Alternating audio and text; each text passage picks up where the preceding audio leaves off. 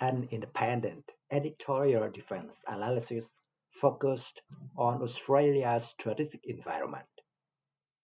The modern lethality of the Australian Defence Force is frequently visualized through the kinetic termination of a missile flight.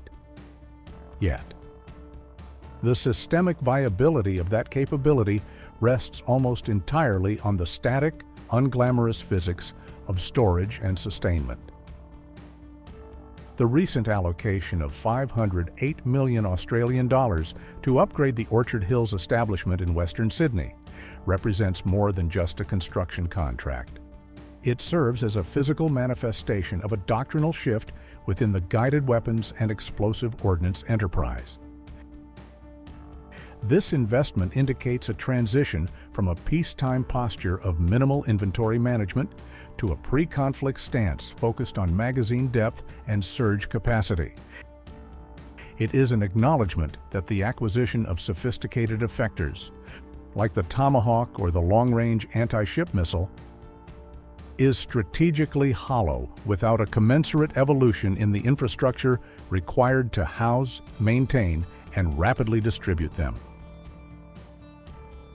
At a systems level, the divergence between traditional ordnance and modern precision-guided munitions dictates this infrastructural overhaul. Unlike the iron bombs and artillery shells of the previous century, which were relatively inert and chemically stable, contemporary long-range strike weapons are complex electronic systems encased in airframes.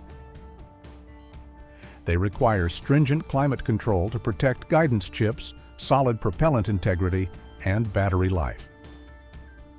The upgrading of Orchard Hills to include humidity-controlled maintenance facilities and reinforced storage bunkers addresses a critical vulnerability in the current logistics architecture. Without these specialized environments, the operational lifespan of a multi-million-dollar missile degrades rapidly. This effectively neutralizes the asset before it ever leaves the canister. Such a technical constraint highlights an often overlooked trade-off in modernization. As the lethality and range of the force increase, the logistical burden shifts from simple volume to technical complexity. The scale of this investment also illuminates the friction between the ambition of the 2024 National Defense Strategy and the reality of current industrial capacity. While the government has earmarked between 16 billion and 21 billion Australian dollars for the enterprise over the coming decade, the immediate focus on infrastructure over manufacturing reveals a necessary sequencing of priorities. Before Australia can effectively manufacture GMLRS or other precision munitions at scale domestically, it must possess the certified safety footprint to store the explosive precursors and the finished rounds. The Orchard Hills project effectively raises the net explosive quantity limits of the storage network. This is a regulatory and physical ceiling that has previously capped the total inventory the Australian Defence Force could legally and safely possess. This suggests that the bottleneck for magazine depth has been as much about real estate and safety licensing as it has been about budget availability or supply chain throughput. From an alliance perspective, the fortification of logistics nodes in Eastern Australia carries implications that extend beyond sovereign defense. In the context of AUKUS Pillar 2 and broader Indo-Pacific interoperability, facilities like Orchard Hills are likely viewed not merely as Australian assets, but as nodes in a federated supply chain for the United States and other partners. The concept of interchangeable logistics, where a United States Navy vessel could theoretically rearm from an Australian depot, requires a harmonization of storage standards and handling procedures. The inclusion of a purpose-built training center within the Orchard Hills package supports this interpretation. It suggests a requirement to generate a workforce capable of handling specific allied weapon systems, thereby increasing the interchangeability of human capital alongside physical assets. However, this creates a strategic dependency. By optimizing infrastructure to support high-end, U.S.-sourced munitions, the Australian logistical system becomes increasingly intertwined with American supply lines. This potentially narrows the scope for independent strategic action if those supply lines are contested or severed. Furthermore, the geographic concentration of this expanded capability introduces a notable operational risk. By consolidating a significant proportion of the nation's advanced guided weapons storage in Western Sydney, the system benefits from economies of scale and proximity to transport hubs. Yet, in a high-intensity conflict scenario, this creates a single point of failure. A centralized logic that prioritizes efficiency and ease of peacetime management runs counter to the operational necessity of dispersal and survivability. If Orchard Hills functions as the primary lung for the breathing of fire into the joint force, its disruption could induce a form of logistical paralysis.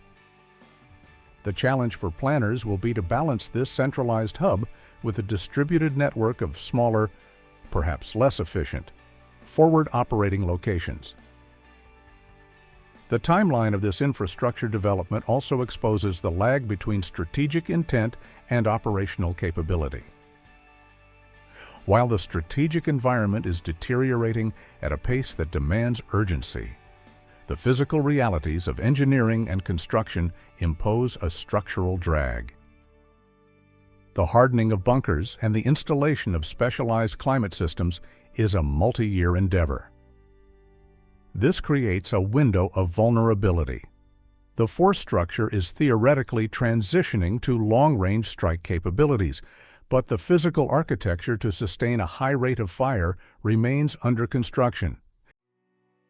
It highlights a systemic latency in Western defense planning, where the lead times for infrastructure often exceed the time horizons of emerging threats. There is also a dimension of industrial sovereignty that warrants scrutiny. The funding is directed largely towards the storage of imported capability rather than the creation of it. While necessary, this creates a dynamic where Australia is essentially building a highly sophisticated warehouse for foreign technology. The path to a truly sovereign capability requires that these facilities eventually house missiles produced at Australian sites.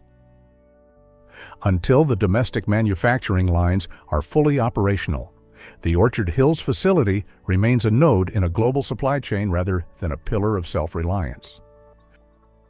This distinction is crucial for understanding the limits of the current investment. It enhances sustainability of the stock on hand, but does not inherently solve the problem of replenishment if external sea and air lines of communication are interdicted.